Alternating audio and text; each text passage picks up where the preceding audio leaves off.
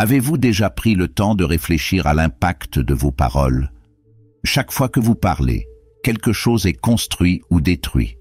Et si le véritable pouvoir ne résidait pas seulement dans ce que vous dites, mais aussi dans le silence que vous choisissez de maintenir?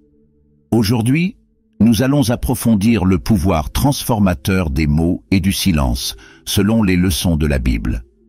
Je vais vous montrer comment contrôler votre langue peut protéger votre âme, éviter les conflits inutiles et apporter de la sagesse à vos décisions.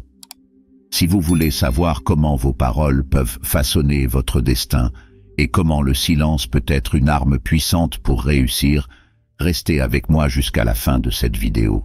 Lorsque nous parlons du pouvoir des mots, nous ne réalisons souvent pas que chacun d'eux a un impact réel et durable.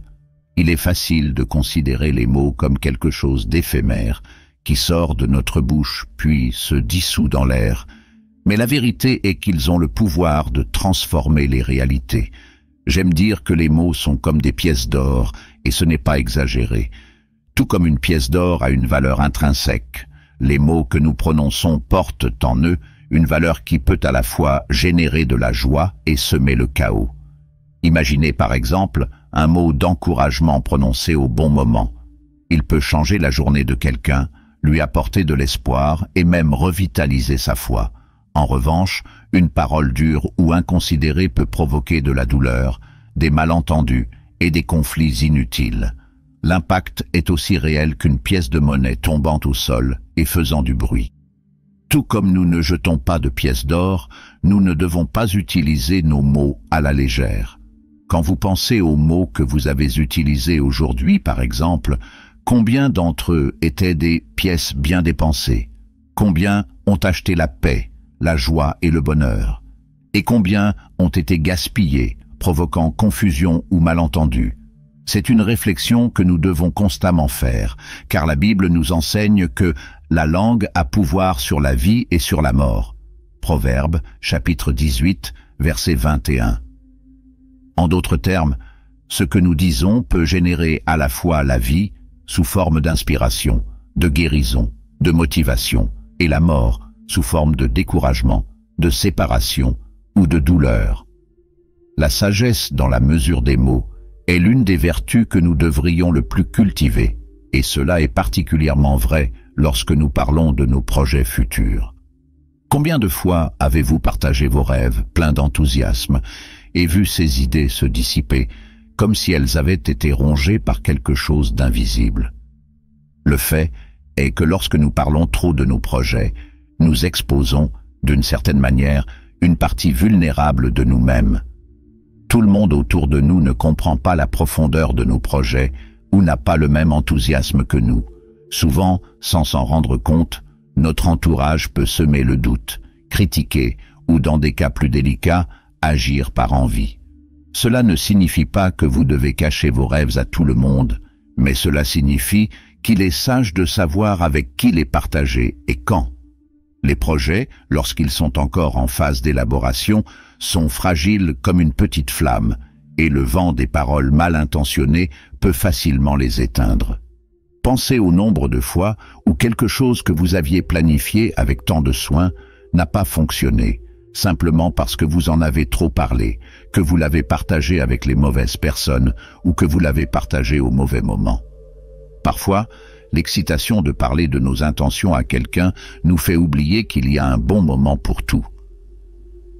La Bible nous enseigne dans l'Ecclésiaste chapitre 3 verset 7 qu'il y a un temps pour se taire et un temps pour parler.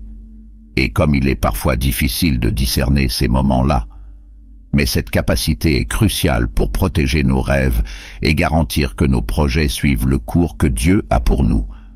Lorsque nous nous rappelons que nos paroles sont comme des pièces d'or, nous commençons à traiter la communication avec plus de respect. Nous comprenons qu'il ne s'agit pas seulement de ce dont nous parlons, mais aussi du moment où nous parlons et à qui nous parlons. Ceci est particulièrement important lorsque l'on discute de projets futurs, car la sagesse consiste à assurer la sécurité de nos projets jusqu'à ce qu'ils soient suffisamment solides pour résister aux critiques, aux jugements et même aux défis venant de l'extérieur.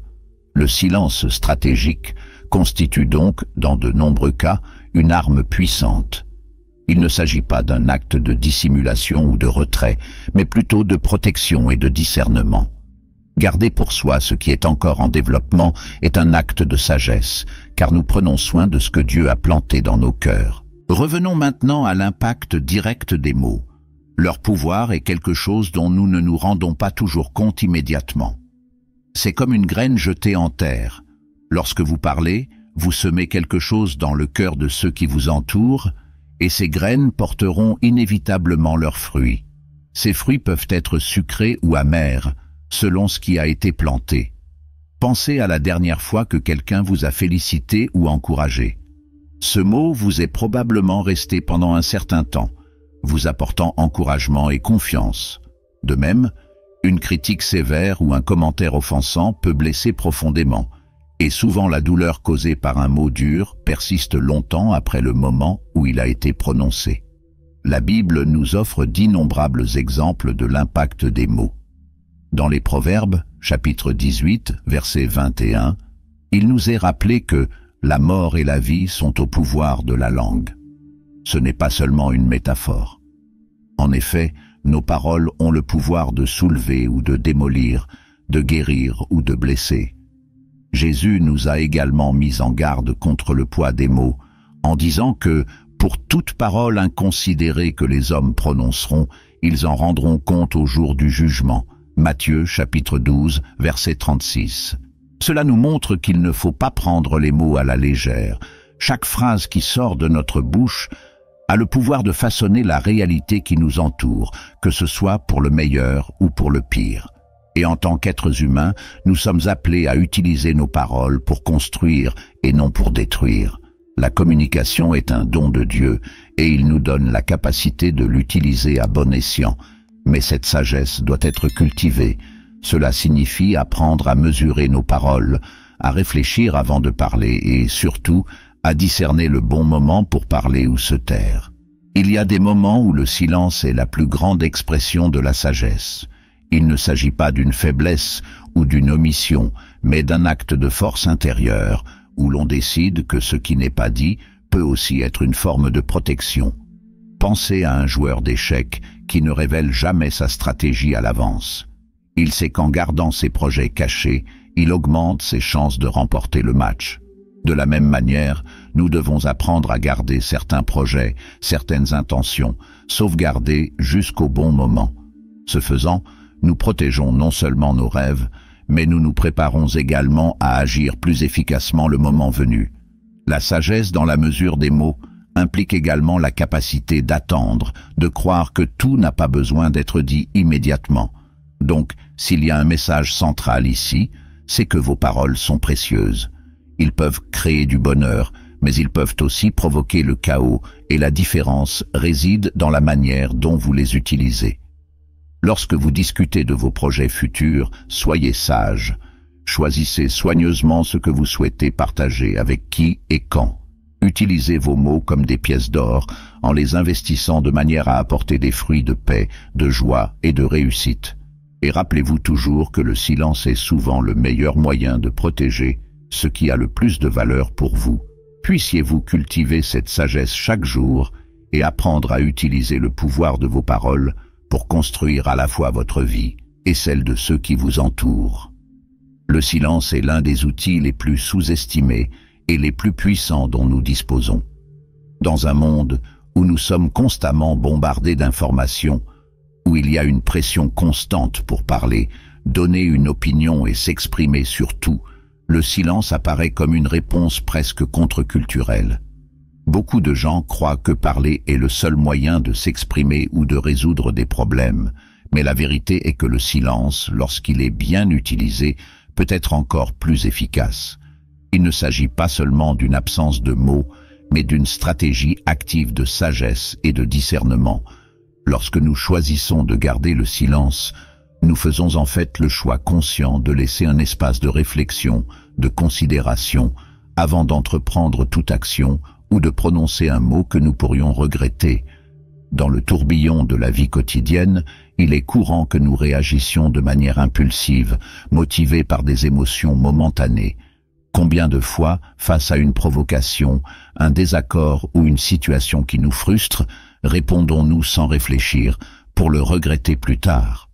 Dans ces moments-là, le silence est comme un bouclier qui nous protège de dire quelque chose de précipité, quelque chose qui pourrait blesser, provoquer des malentendus ou même créer une situation à laquelle il sera difficile de remédier plus tard. La Bible nous enseigne, dans Proverbes chapitre 10, verset 19, que la transgression ne manque pas dans la multitude des paroles, mais celui qui modère ses lèvres est sage. Ce verset nous rappelle clairement que plus nous parlons sans réfléchir, plus nous risquons de commettre des erreurs. Et les erreurs commises par les mots sont difficiles à corriger, car une fois prononcées, elles ne peuvent plus être reprises. Le silence nous donne le temps dont nous avons besoin pour traiter ce que nous ressentons et penser clairement avant d'agir. Cela nous permet d'observer la situation sereinement, sous tous les angles, et de comprendre les conséquences possibles de nos paroles et de nos actes. Et cela ne s'applique pas seulement au moment de conflit, mais aussi lorsque nous sommes confrontés à des décisions importantes ou lorsque nous discutons de nos projets et de nos rêves. Lorsque nous parlons impulsivement de nos idées et de nos projets, nous courons le risque de les partager avec des personnes qui ne comprennent pas ou n'apprécient pas ce que nous faisons. Combien de fois vous êtes-vous senti enthousiasmé par quelque chose de nouveau? Avez-vous partagé cet enthousiasme avec quelqu'un et, au lieu de recevoir du soutien, vous avez été accueilli par des critiques, des doutes ou même de l'envie? Le silence, dans ce cas, est une forme de protection. Cela nous permet de mûrir nos idées et nos projets dans un environnement sûr, sans la pression de justifier ou de défendre chaque étape avant d'être prêt. Il est intéressant de constater à quel point le silence est une pratique d'une grande valeur pour la réussite personnelle. Les gens pensent souvent que pour être remarqué ou respecté, il faut toujours parler, toujours manifester. Mais en fait, ceux qui savent se taire, ceux qui ne ressentent pas le besoin de parler tout le temps, finissent par être perçus comme plus sages et plus confiants. Le silence transmet un message puissant de maîtrise de soi et de maturité. En ne parlant pas à la hâte, en attendant le bon moment pour prendre la parole, vous montrez que vos paroles ont de la valeur, que vous parlez avec un but et une intention, et c'est une qualité qui ne passe pas inaperçue. Jésus, le plus grand exemple de sagesse, a souvent choisi le silence. Dans les moments d'épreuve, lorsqu'il était injustement accusé ou interrogé avec méchanceté, il ne s'est pas précipité pour répondre.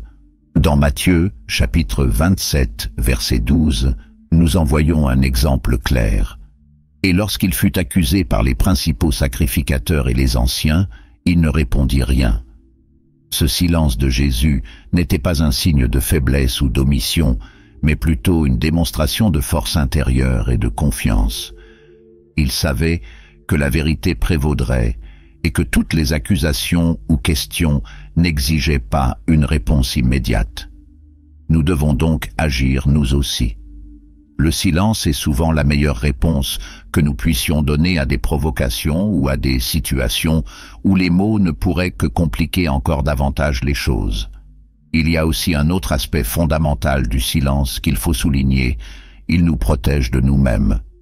Dans les moments de colère, de frustration ou de blessure, la tendance naturelle est de réagir avec des mots durs, avec des explosions qui, même si elles semblent satisfaisantes sur le moment, causent souvent des dommages irréversibles à nos relations.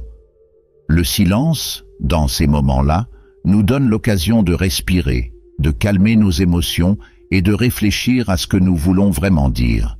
Cela nous donne la possibilité de trouver une réponse productive qui construit plutôt que de détruire. Et c'est une marque de sagesse.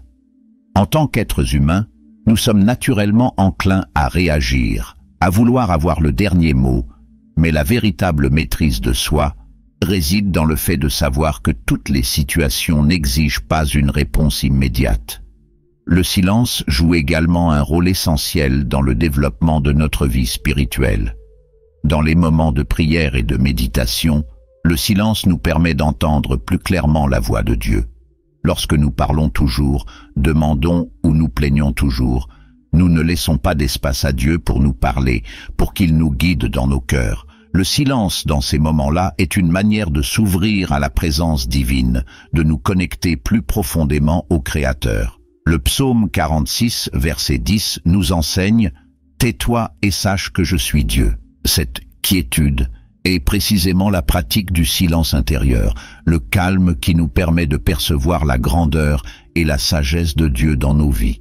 Lorsque nous restons silencieux devant Dieu, nous montrons notre confiance en lui, notre volonté d'écouter et de suivre ses conseils. En plus d'être un outil de protection et de maîtrise de soi, le silence est aussi un catalyseur de réussite personnelle. En évitant de parler à la hâte, en choisissant le bon moment pour agir et parler, nous créons les conditions idéales pour que nos paroles et nos actions aient le plus grand impact possible. Le silence nous donne le temps de réfléchir, de planifier soigneusement et de nous préparer au mieux avant de partager nos pensées ou nos décisions avec le monde.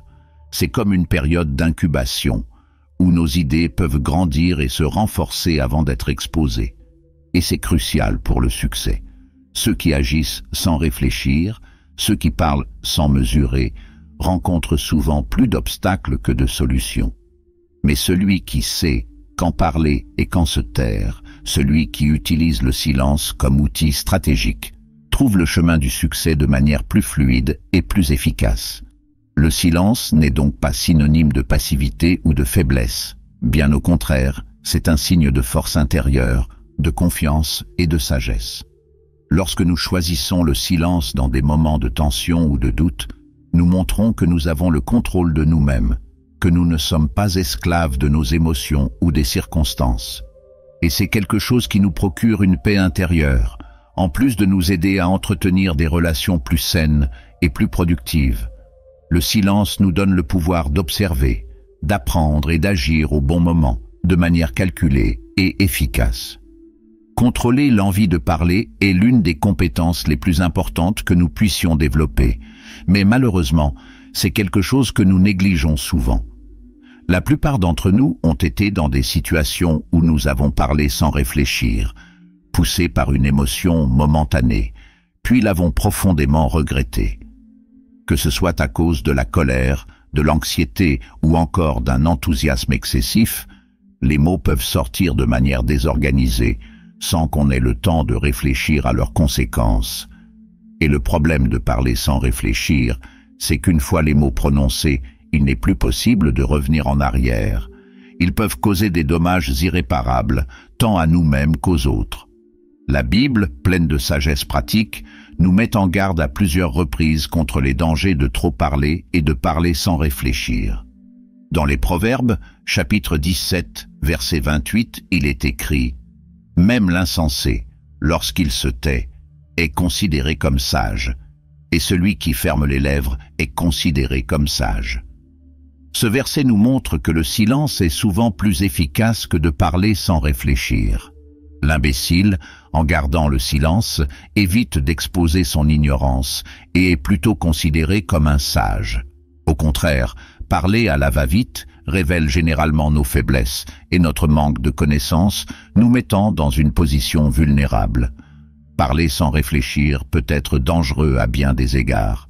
Premièrement, nous pouvons facilement exposer notre ignorance sur un certain sujet. Souvent, lorsque nous voulons donner notre avis sur tout, nous finissons par révéler que nous ne comprenons pas bien de quoi il s'agit. Cela peut non seulement nuire à notre image, mais aussi nous faire perdre la confiance et le respect des autres. Et une fois que notre réputation est entachée, il peut être extrêmement difficile de regagner la confiance des autres. Dans un monde où la perception que les gens ont de nous est si importante, que ce soit au travail, dans nos relations personnelles ou même dans nos interactions informelles, nous devons être conscients de l'impact de nos paroles. Un autre danger de parler sans réfléchir est que, dans les moments de colère ou de frustration, nous pouvons dire des choses auxquelles, au fond, nous ne croyons pas ou auxquelles nous n'avons pas profondément réfléchi. Combien de fois, au milieu d'une dispute, des mots durs sont-ils prononcés dans un moment passionné pour ensuite les regretter? Ces mots, bien que prononcés de manière impulsive, peuvent profondément blesser ceux qui nous entourent. Des relations qui ont pris des années à se construire peuvent être détruites en quelques minutes. Tout cela parce que nous ne contrôlons pas l'envie de parler. Et les dégâts causés par ces paroles peuvent être difficiles à réparer. Bien souvent, même si nous nous excusons, les paroles prononcées continuent de résonner dans l'esprit et le cœur de ceux qui les ont entendues. La prudence et la maîtrise de soi sont des vertus essentielles pour celui qui souhaite parler avec sagesse. Le mot « prudence » vient du latin « prudentia », qui signifie « prévoyance » ou « sagesse pratique ». Être prudent signifie essentiellement avoir la capacité de prédire les conséquences possibles de nos actes, et cela inclut nos paroles. Lorsque nous faisons preuve de prudence, lorsque nous parlons, nous évitons non seulement les conflits inutiles, mais nous protégeons également notre réputation et préservons nos relations. Être prudent, c'est réfléchir avant de parler, se demander si ce que l'on va dire est vraiment nécessaire et si cela aura un impact positif. La maîtrise de soi, quant à elle, est la capacité de contrôler nos impulsions, de ne pas nous laisser emporter par des émotions momentanées. C'est une vertu qui demande de la pratique et de la patience. La maîtrise de soi dans la parole est essentielle, car souvent la première impulsion que nous ressentons est de réagir, de répondre immédiatement, surtout dans les situations qui nous placent dans une position émotionnellement vulnérable. Mais réagir sans réfléchir, conduit souvent à davantage de problèmes. La maîtrise de soi nous permet de faire une pause, de respirer et d'évaluer si ce que nous voulons dire doit vraiment être dit.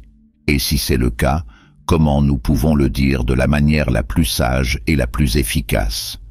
La Bible nous enseigne également l'importance de la maîtrise de soi lorsque l'on parle. Dans Jacques, chapitre 1, verset 19, nous lisons « Que chacun soit prompt à écouter, lent à parler, lent à se mettre en colère. » Ici, nous sommes appelés à écouter davantage et à parler moins. Lorsque nous sommes toujours prêts à parler, nous courons le risque de ne pas vraiment écouter ce que disent les autres. Mais lorsque nous sommes prêts à écouter et lents à parler, nous faisons preuve de respect envers les autres et nous nous donnons également le temps de réfléchir à notre réponse. Il est également important de se rappeler que toutes les situations ne nécessitent pas une réponse immédiate. Parfois, le silence est la meilleure réponse que nous puissions donner. Cela ne signifie pas que nous évitons ou fuyons une situation, mais plutôt que nous nous donnons le temps de réfléchir et de réfléchir attentivement à ce qui devrait être dit. Le silence, dans de nombreux cas, peut être un signe de force et non de faiblesse. Cela montre que nous contrôlons nos émotions et que nous donnons la priorité à la sagesse plutôt qu'à l'impulsivité. Lorsque nous contrôlons notre impulsion à parler, nous faisons également preuve de maturité spirituelle. Jésus, à de nombreux moments de sa vie, a pratiqué le silence et la maîtrise de soi. Il savait quand parler et quand se taire. Dans plusieurs situations, il a subi des pressions pour réagir immédiatement, mais il a choisi de ne pas réagir précipitamment. C'est un exemple clair que la maîtrise de soi est l'une des plus grandes formes de sagesse et de force que nous puissions cultiver. En suivant cet exemple, non seulement nous évitons les problèmes, mais nous gagnons également le respect de notre entourage. Par conséquent, contrôler l'envie de parler est une pratique que nous devrions tous poursuivre. Parler sans réfléchir peut révéler nos faiblesses, révéler notre ignorance et nuire à notre réputation. La prudence et la maîtrise de soi sont des vertus qui non seulement nous protègent, mais nous permettent également d'agir et de parler avec sagesse, au bon moment et de manière efficace. Apprendre à contrôler nos paroles est un signe de maturité, tant personnelle que spirituelle. Puissions-nous toujours nous rappeler l'importance de réfléchir avant de parler, sachant que le silence est souvent le meilleur choix et que la maîtrise de soi est le chemin vers une vie plus équilibrée et pleine de sagesse. Lorsque nous pensons à nos projets et à nos rêves, il est naturel de ressentir le désir de partager ces idées avec les autres. Nous voulons partager notre enthousiasme, rechercher du soutien et, dans de nombreux cas, une validation. Cependant, il est profondément sage de savoir quand, comment et avec qui partager nos projets. Tout le monde autour de nous ne comprend pas l'importance ou la valeur de nos projets, et parfois, même sans intention malveillante, ils peuvent leur nuire. La prudence de garder secret certains projets ou de les partager de manière stratégique est une forme d'autoprotection, garantissant que nos idées s'épanouissent avant d'être exposées à la critique, à l'envie ou à la méchanceté des autres. La Bible nous enseigne la valeur de la prudence dans de nombreux passages. Dans les Proverbes, chapitre 13, verset 3, nous lisons « Celui qui garde sa bouche conserve la vie, mais celui qui ouvre largement les lèvres se perd. » Ce verset nous rappelle qu'il n'est pas nécessaire, et qu'en fait cela peut être nuisible, d'ouvrir la bouche pour partager tout ce qui nous tient à cœur ou à l'esprit. Lorsque nous parlons trop de nos projets, nous courons le risque de les exposer à ceux qui ne les apprécient pas, ou, pire encore, à ceux qui peuvent tenter de les saper par méchanceté ou par envie. Avez-vous déjà remarqué que, dans bien des cas, plus vous parlez de vos projets, plus il semble difficile de les réaliser? Cela peut arriver pour plusieurs raisons. La première est qu'en partageant quelque chose trop tôt, vous vous exposez à des critiques qui peuvent affaiblir votre confiance. Même si les gens autour de vous ont de bonnes intentions, ils peuvent ne pas comprendre pleinement votre vision et finir par semer le doute dans votre esprit. Et si nous ne sommes pas prêts à répondre à ces critiques, nous pourrions commencer à remettre en question nos propres projets ou, pire encore, les abandonner avant même de leur avoir donné une réelle chance de succès. De plus, il y a le problème de l'envie. Tous ceux qui vous sourient ou qui semblent être là pour vous ne soutiennent pas vraiment votre réussite. Parfois, l'envie vient d'endroits inattendus, même de personnes que vous considérez comme des amis. Cela ne signifie pas que nous devons vivre dans la méfiance envers tout le monde, mais plutôt que nous devons avoir la sagesse de discerner avec qui nous pouvons partager nos intentions et nos projets. Certaines personnes, motivées par l'envie ou la compétition, peuvent essayer de saboter nos projets, même de manière subtile, simplement avec des commentaires démotivants ou en suggérant que ça ne marchera pas, et ces mots peuvent avoir un impact profond sur notre confiance. La prudence de garder secret nos projets, ou du moins de les partager avec les bonnes personnes au bon moment, augmente considérablement nos chances de succès. Jésus, au cours de son voyage terrestre, a également pratiqué cette prudence. À plusieurs reprises, il a demandé aux disciples ou aux personnes qu'il avait guéries de ne pas révéler ce qu'il avait fait, car il savait que tout le monde ne comprendrait pas et que beaucoup pourraient essayer de l'arrêter. C'est une leçon puissante sur le bon moment pour révéler nos plans. Tout ne doit pas être exposé immédiatement, car il y a un bon moment pour tout. Dans l'Ecclésiaste, chapitre 3, verset 1, nous lisons « Chaque chose a son temps, et il y a un temps pour chaque chose sous le ciel. » Cela nous enseigne qu'il y a des moments où nous devons garder nos rêves dans notre cœur, y travailler en silence, les laisser mûrir. Et lorsque le moment sera venu, lorsque nous serons prêts et que nos projets seront fermes, nous pourrons alors les partager avec plus de confiance, sachant qu'ils sont suffisamment forts pour faire face aux critiques et aux défis. Garder vos projets secrets pendant un certain temps ne signifie pas que vous ne faites pas confiance aux gens qui vous entourent ou que vous êtes égoïste. Au contraire, cela montre que vous êtes stratégique, prudent et prudent. Tout comme une plante a besoin de temps pour croître et se renforcer avant d'être exposée aux éléments, nos projets ont besoin de temps pour mûrir avant d'être présentés au monde. Lorsque nous partageons quelque chose trop tôt, avant qu'il ne soit pleinement développé, nous mettons nos rêves dans une position vulnérable. Et la vulnérabilité n'est pas ce que l'on souhaite pour quelque chose d'aussi précieux. La prudence, c'est aussi savoir avec qui partager nos projets. Tout le monde autour de nous n'est pas une personne digne de confiance pour protéger ou soutenir nos rêves. Certaines personnes peuvent, intentionnellement ou non, affaiblir nos idées par leurs commentaires. Il est donc important de discerner qui est réellement à nos côtés, qui nous souhaite du bien, qui a la capacité de nous soutenir véritablement. Il est sage d'avoir un cercle de confiance serré. Des personnes que vous connaissez respecteront vos rêves, vous offriront des conseils constructifs et vous aideront à grandir, sans envie ni méchanceté.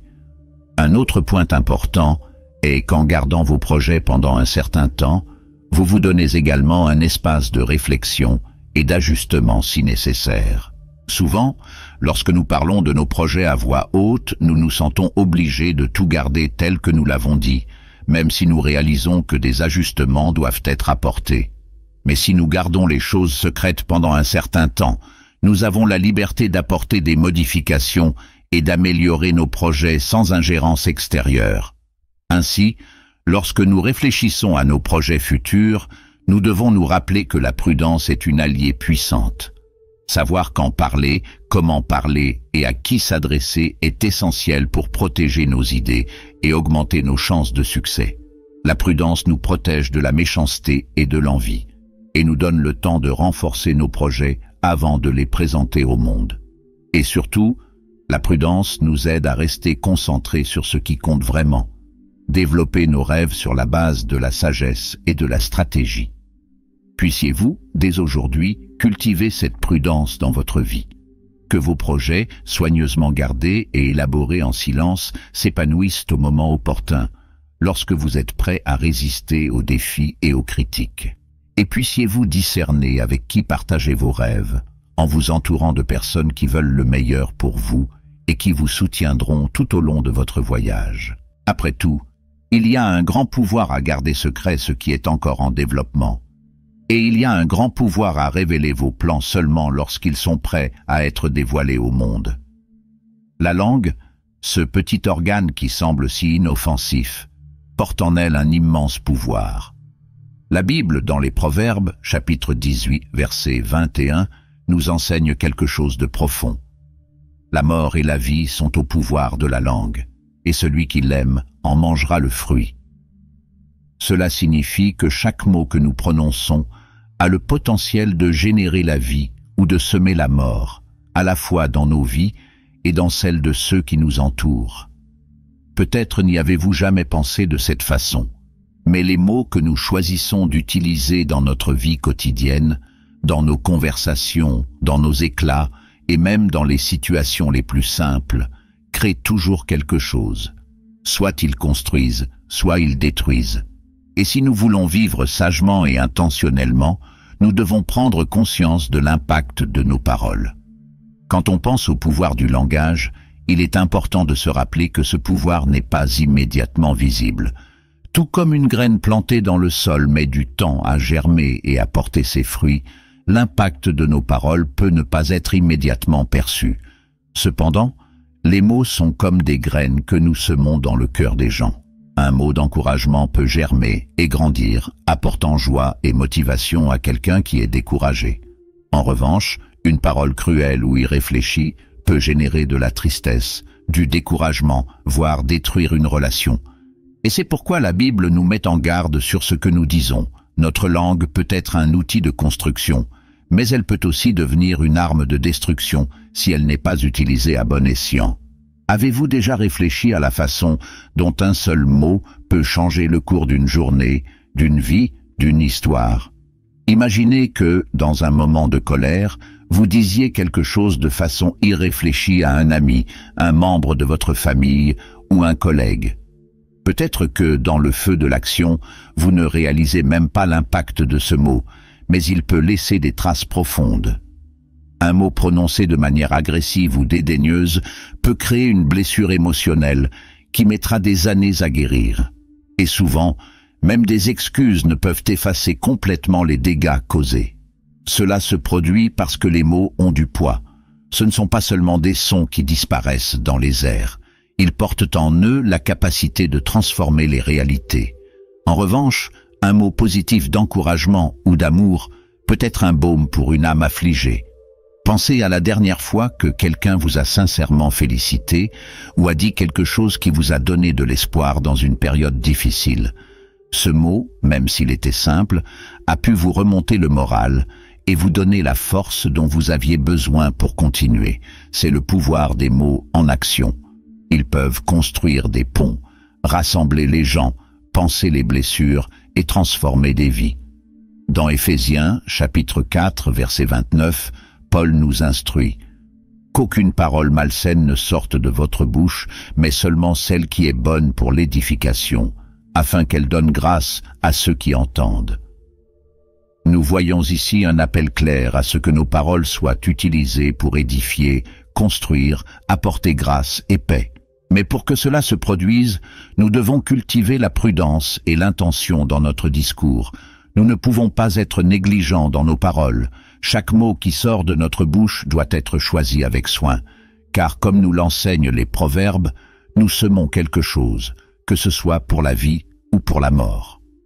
L'un des moyens les plus efficaces de contrôler votre langue est de pratiquer le silence stratégique. Il n'est pas nécessaire de tout dire. Il n'est pas nécessaire que toutes les opinions soient exprimées. Parfois, le silence est la réponse la plus sage que nous puissions donner à une situation. Jacques, chapitre 3, verset 5, nous rappelle que la langue est un petit membre, mais elle se vante de grandes choses. Voyez comme un petit feu s'allume dans une grande forêt. En d'autres termes, tout comme une étincelle peut provoquer un incendie dévastateur, un mot mal placé peut causer des dégâts dans des proportions inimaginables. Cela ne veut pas dire que nous devons toujours garder le silence ou éviter d'exprimer ce que nous ressentons. Ce que je dis, c'est que nous devons apprendre à parler avec intention et sagesse. Au lieu de parler de manière impulsive, nous devrions réfléchir à l'impact de nos paroles. Nous devons nous demander: est-ce que ce que je vais dire va construire ou détruire? Est-ce que cela apportera la vie ou sèmera-t-il la mort? En développant cette habitude de réfléchir avant de parler, nous commençons à utiliser notre langage comme un outil pour construire, guérir et apporter la paix. Un autre point important à considérer est que les mots n'affectent pas seulement les autres, mais ils nous affectent aussi directement. Lorsque nous parlons de manière négative, critique ou pessimiste, nous empoisonnons notre propre environnement émotionnel. Si vous vous plaignez ou critiquez constamment, votre vision du monde deviendra de plus en plus amère et négative. D'un autre côté, lorsque vous choisissez de parler avec gratitude, encouragement et positivité, cela se reflète également sur votre propre état émotionnel et mental. Les mots que nous prononçons ont le pouvoir de façonner notre façon de voir la vie. Si vous voulez vivre une vie plus épanouie et plus heureuse, commencez par remarquer la façon dont vous parlez. La Bible nous enseigne à parler avec sagesse, à contrôler notre langue et à l'utiliser pour donner la vie. Ce n'est pas une tâche facile. Nous avons tous, à un moment donné, dit quelque chose que nous avons ensuite regretté. Mais l'important est d'être conscient de ce pouvoir et de s'efforcer de s'améliorer chaque jour. La maîtrise de soi dans la parole est une vertu qui peut être cultivée. Plus nous nous entraînons à choisir des mots qui élèvent, plus nous devenons capables d'avoir un impact positif sur ceux qui nous entourent et de vivre plus harmonieusement. Savoir quand parler et quand garder le silence est l'une des compétences les plus précieuses que nous puissions développer dans notre vie. On a parfois l'impression que communiquer consiste uniquement à savoir exprimer nos opinions, partager nos pensées et défendre nos idées. Mais il y a une profonde sagesse dans le silence stratégique, dans le fait de s'arrêter avant de parler et surtout dans la reconnaissance du fait que toutes les situations n'exigent pas une réponse immédiate ni aucune réponse du tout. Le discernement entre parler et garder le silence est crucial, non seulement pour éviter les conflits, mais aussi pour protéger nos projets, nos cœurs et nos intentions des interférences extérieures qui peuvent les détourner de leurs objectifs originels. La Bible, dans l'Ecclésiaste, chapitre 3, verset 7, nous le rappelle. Il y a un temps pour se taire et un temps pour parler. Ce verset résume une vérité simple, mais transformatrice. La clé pour naviguer judicieusement dans les diverses situations de la vie est de connaître le bon moment pour chaque action. Ce n'est pas que l'acte de parler soit, en soi, quelque chose de négatif. Parler a sa valeur, et une grande valeur, quand c'est fait au bon moment. Mais le problème surgit lorsque nous parlons au mauvais moment, aux mauvaises personnes, ou sans y réfléchir sérieusement. Parler trop tôt ou à la hâte peut ouvrir la porte à des malentendus, à des critiques inutiles, ou même à des interférences de la part de personnes qui ne comprennent pas ou ne soutiennent pas nos objectifs. Pensez au moment où vous avez partagé quelque chose d'important, un plan, un rêve, une idée. Et, au lieu de recevoir du soutien, vous avez été confronté à la démotivation, aux critiques, ou même au sentiment que votre idée perdait de sa force. Cela n'est pas rare, et cela se produit généralement parce que nous ne sommes pas toujours entourés de personnes capables de comprendre ou de soutenir nos intentions. Certaines personnes peuvent, par envie ou par méchanceté, tenter de décourager vos projets. D'autres, même sans mauvaises intentions, peuvent tout simplement ne pas voir le monde comme vous, ce qui signifie que leurs opinions finissent par miner votre confiance. Il est donc essentiel de discerner non seulement quoi dire, mais aussi quand et à qui le dire. Le silence, dans ce cas, devient une forme de protection. Lorsque nous parlons de protection, nous ne suggérons pas que nous devrions vivre dans la méfiance, en évitant de partager nos vies.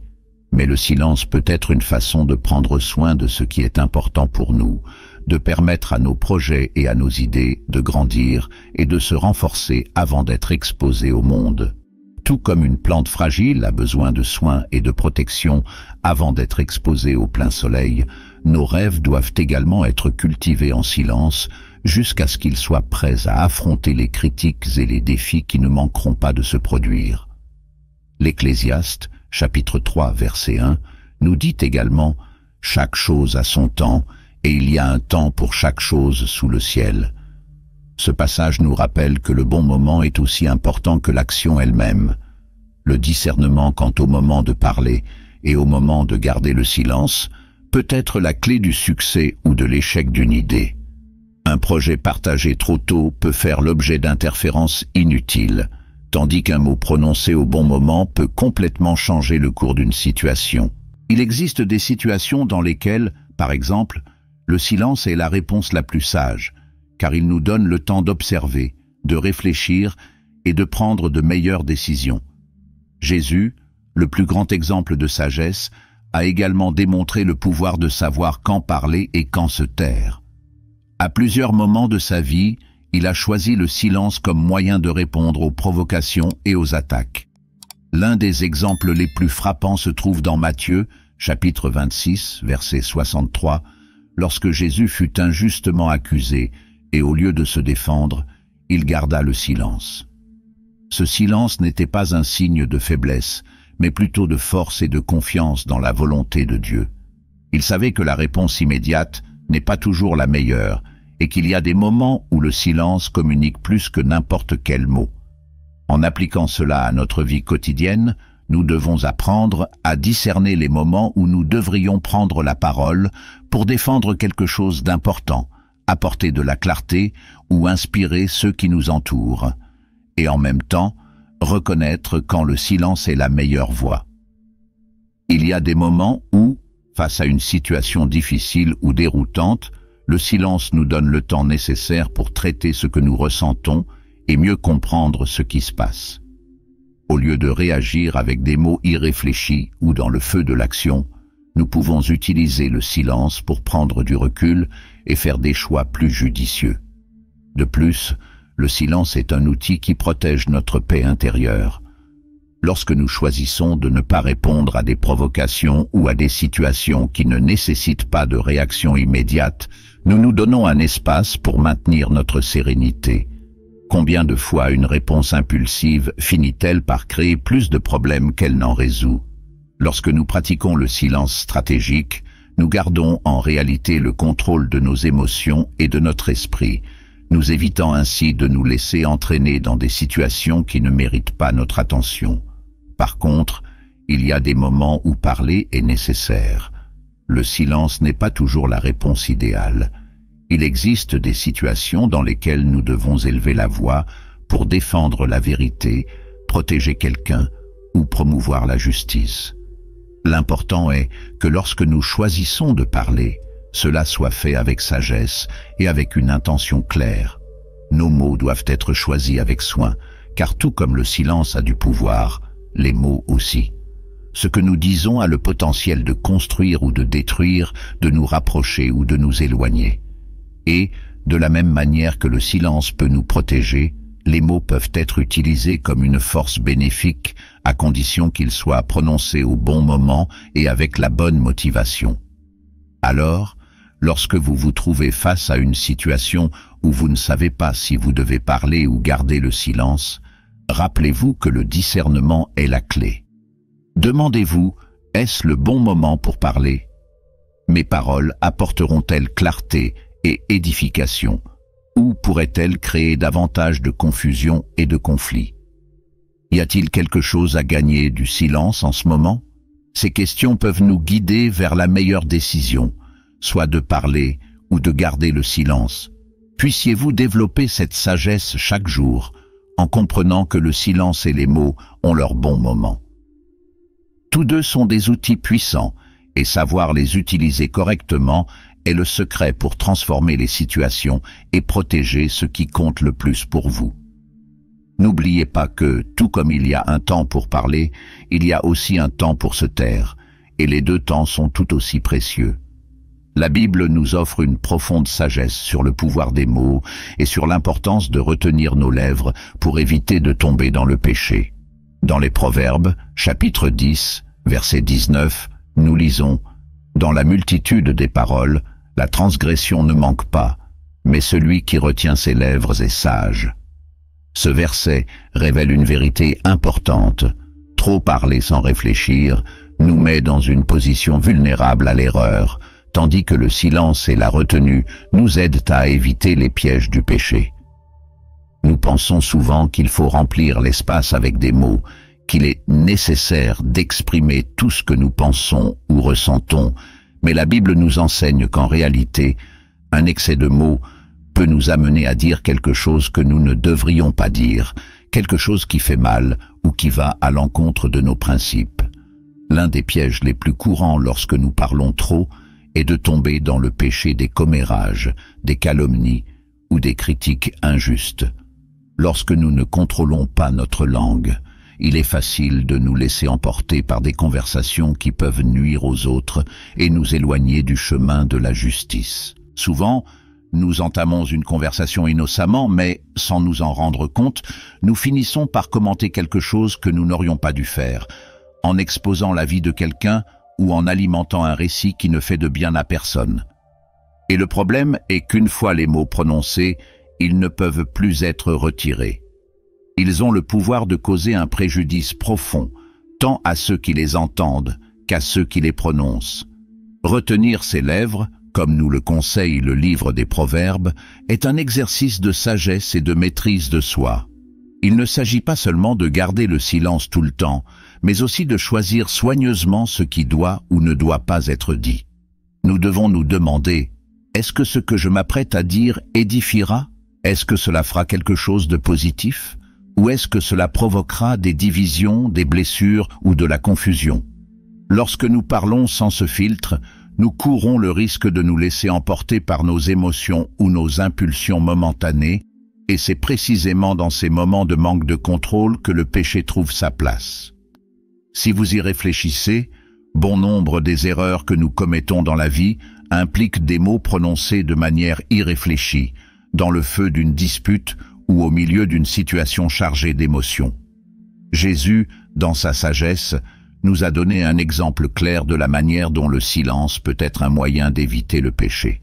À plusieurs reprises, il a choisi de ne pas répondre immédiatement aux provocations ou aux questions suggestives, démontrant que le silence est souvent plus puissant que les mots que nous pouvons prononcer. Dans Matthieu chapitre 12, verset 36, Jésus nous prévient « Je vous le dis, pour toute parole inconsidérée que les hommes prononceront, ils en rendront compte au jour du jugement. » Cela montre le poids que chaque mot a devant Dieu. Ce ne sont pas seulement les actions qui comptent, mais aussi ce que nous disons. Les paroles frivoles, celles prononcées sans but ni réflexion, seront jugées parce qu'elles révèlent ce qu'il y a dans notre cœur. Le silence n'est donc pas seulement une absence de parole, mais une présence de sagesse.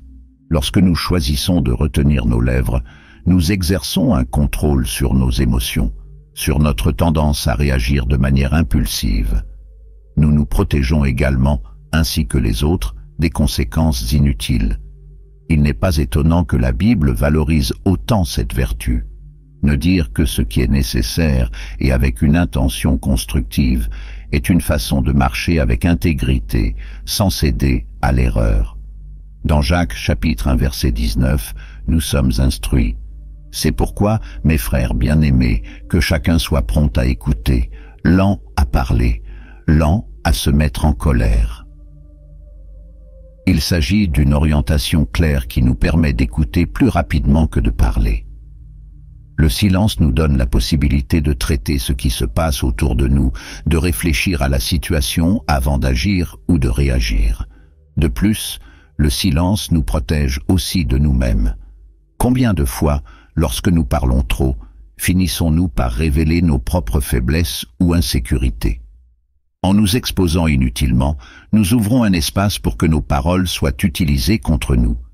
Garder le silence, dans de nombreux cas, est une manière de protéger notre propre dignité et de maintenir notre paix intérieure. Il ne s'agit pas de cacher la vérité ou d'éviter les conversations difficiles, mais d'avoir le discernement pour savoir quand c'est le bon moment pour parler et quand il vaut mieux garder le silence. Le silence est avant tout un acte d'humilité. Il nous rappelle que nous n'avons pas besoin d'avoir le dernier mot dans toutes les situations, que nous ne sommes pas toujours obligés de nous défendre ou d'exprimer notre opinion. Il y a une force intérieure à savoir que nos paroles peuvent être retenues et que le silence peut être une réponse plus sage que n'importe quel argument. Dans de nombreux cas, la sagesse consiste à ne pas réagir immédiatement, à laisser les émotions se calmer et à laisser la situation se dérouler d'elle-même. Par conséquent, si vous voulez éviter le péché qui se cache si souvent dans des paroles irréfléchies, pratiquez le silence. Faites-en un allié, un outil de protection et de croissance spirituelle. Freiner les lèvres n'est pas un signe de faiblesse, mais de force et de sagesse. C'est une reconnaissance que nos paroles ont un pouvoir, le pouvoir de construire ou de démolir, et que nous devons donc les utiliser de manière responsable et avec un but précis. Que vos paroles soient toujours guidées par la sagesse divine, et que le silence, lorsque cela est nécessaire, soit le reflet de votre confiance en Dieu et de votre capacité à contrôler vos actions et réactions. Après tout, comme nous l'enseigne la Bible, celui qui garde sa bouche et sa langue préserve son âme du malheur. Proverbes, chapitre 21, verset 23. Dans les psaumes, nous trouvons une profonde sagesse sur la protection divine et l'importance de demander à Dieu de garder nos paroles. Cette demande, en plus d'être un acte de foi, reflète une attitude d'humilité. Reconnaître que nous avons besoin de l'aide de Dieu pour contrôler ce que nous disons, c'est admettre que par nous-mêmes, nous sommes faillibles. Cela est particulièrement vrai lorsque nous sommes sous pression, dans des moments de colère ou de frustration, lorsque nous avons tendance à réagir de manière impulsive, sans penser aux conséquences de nos paroles. Et comme on le sait, les paroles prononcées à la va-vite peuvent causer des dommages souvent irréparables. Le psalmiste, dans le psaume 141, verset 3, nous offre une prière simple mais puissante. « Garde, Seigneur, ma bouche, veille sur la porte de mes lèvres. » Cette prière démontre une profonde conscience que sans intervention divine, nous courons le risque de parler de manière imprudente et de faire du mal non seulement aux autres mais à nous-mêmes. Demander à Dieu de veiller sur nos paroles est un acte d'humilité, car nous reconnaissons que, malgré tous nos efforts, nous sommes susceptibles d'échouer et que nous avons besoin de la direction du Seigneur pour nous maintenir sur le chemin de la justice. En y réfléchissant, nous nous rendons compte que bon nombre des difficultés dans nos relations, qu'elles soient familiales, professionnelles ou amicales, sont le résultat de paroles que nous prononçons sans réfléchir. Parfois, quelque chose que nous disons dans un moment de colère ou de douleur peut provoquer une fracture qui prend des années à se réparer, voire ne se guérit jamais complètement. Et c'est pourquoi le psalmiste nous apprend à prier pour être protégés par nos paroles. Nous savons que la langue peut être une arme puissante, tant pour le bien que pour le mal, et que, sans un contrôle approprié, elle peut devenir une source de grande destruction. La demande du psalmiste que Dieu place une garde sur sa bouche ne signifie pas que nous devrions vivre dans la peur de parler ou d'exprimer nos opinions. Il s'agit plutôt de rechercher la sagesse divine pour savoir quand et comment parler. Dans les Proverbes, chapitre 10, verset 19, nous lisons « Dans la multitude des paroles, la transgression ne manque pas, mais celui qui retient ses lèvres est sage. » Ce verset renforce l'idée que trop parler, sans réfléchir, nous conduit inévitablement à l'erreur. Mais lorsque nous donnons à Dieu le contrôle de nos paroles, nous nous engageons à parler avec intention, à utiliser nos paroles pour édifier et non pour démolir. Demander à Dieu de guider nos paroles est avant tout une démonstration de confiance en sa sagesse et en sa capacité à nous protéger de nous-mêmes. Bien souvent, nous pouvons avoir raison dans nos intentions, mais nous avons tort dans notre ton ou dans la façon dont nous exprimons nos pensées.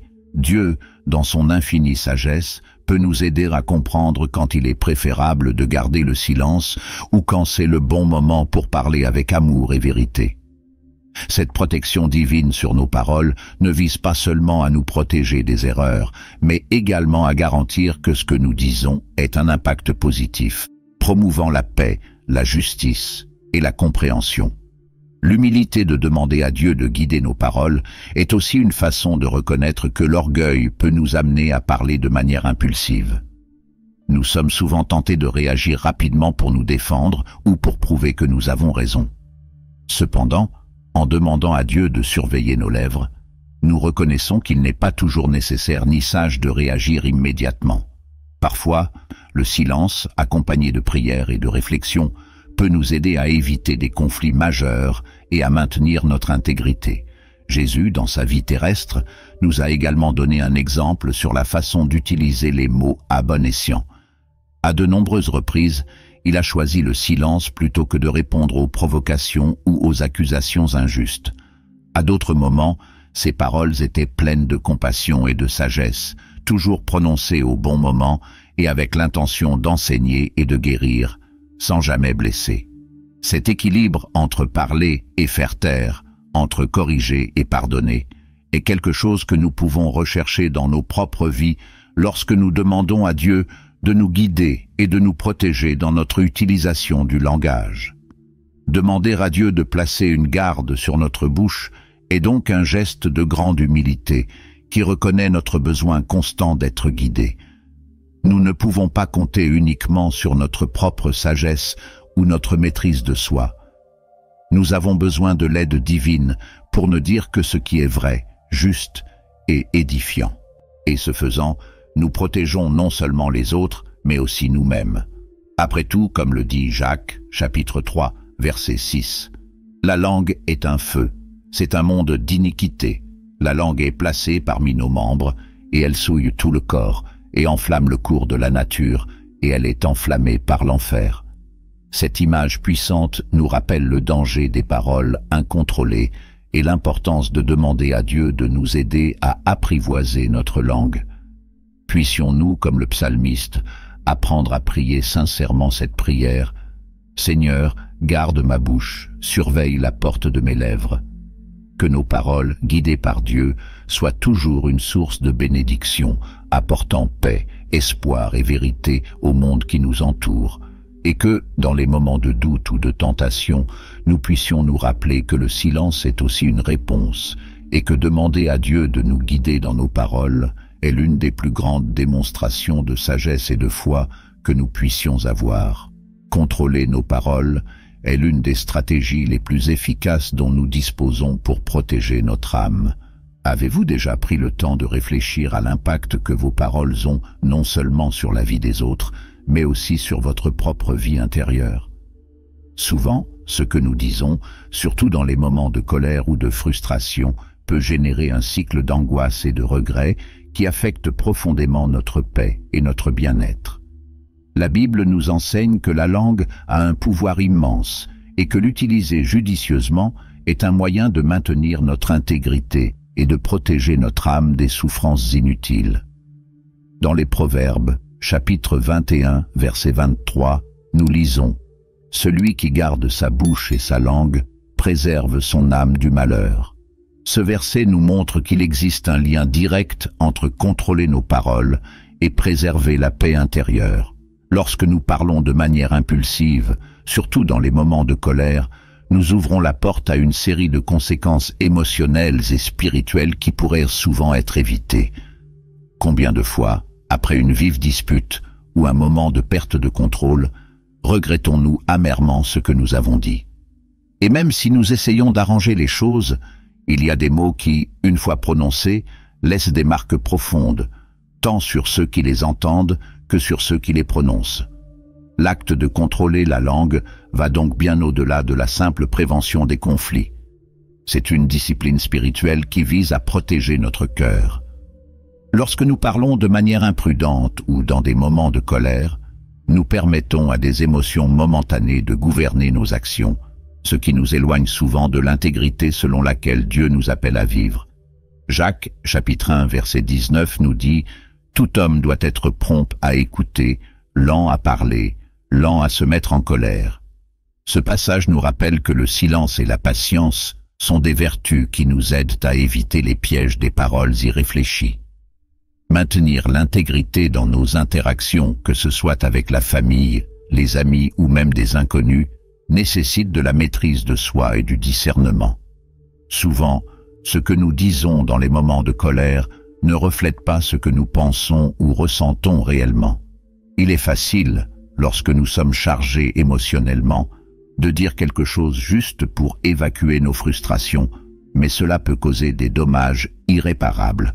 En contrôlant nos paroles, nous exerçons en fait une domination sur nos émotions. Nous ne laissons pas la colère, le désespoir ou la frustration guider nos actions, mais cherchons plutôt à agir avec sagesse et réflexion. De plus, contrôler nos paroles ne signifie pas réprimer nos sentiments ou ne pas nous exprimer. Au contraire, cela signifie que nous choisissons le bon moment pour parler et que nous le faisons de manière constructive. La Bible ne nous apprend pas à réprimer nos émotions, mais à les gouverner. Et une partie de ce gouvernement consiste à savoir quand il est approprié de s'exprimer et quand il est préférable d'attendre. Lorsque nous agissons ainsi, nous évitons que les paroles prononcées dans le feu de l'action ne deviennent des germes d'angoisse pour nous-mêmes et pour les autres. L'un des moyens les plus pratiques de protéger l'âme par les mots est d'éviter de parler dans les moments de colère. La colère, lorsqu'elle n'est pas maîtrisée, peut être une force destructrice.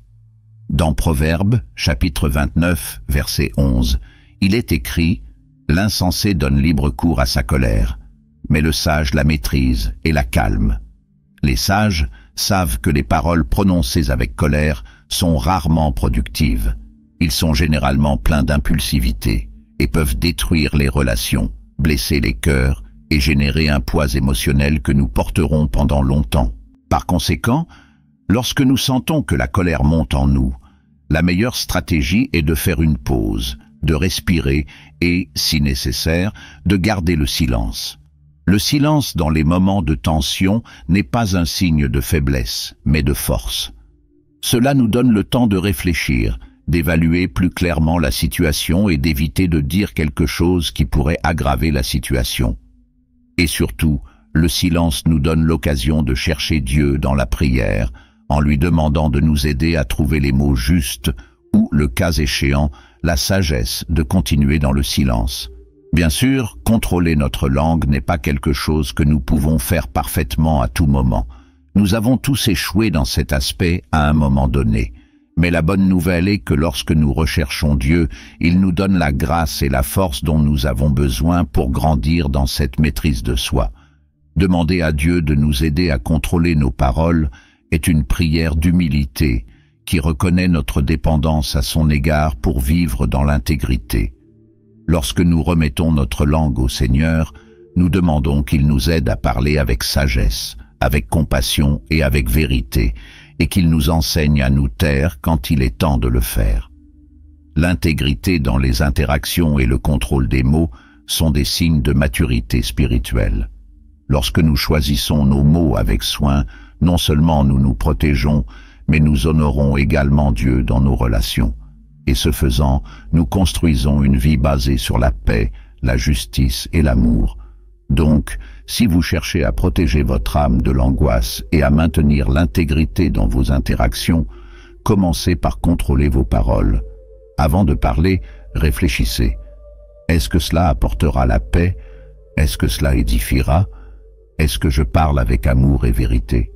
Et si vous réalisez que la meilleure réponse est le silence, acceptez-le comme une forme de protection divine pour votre vie.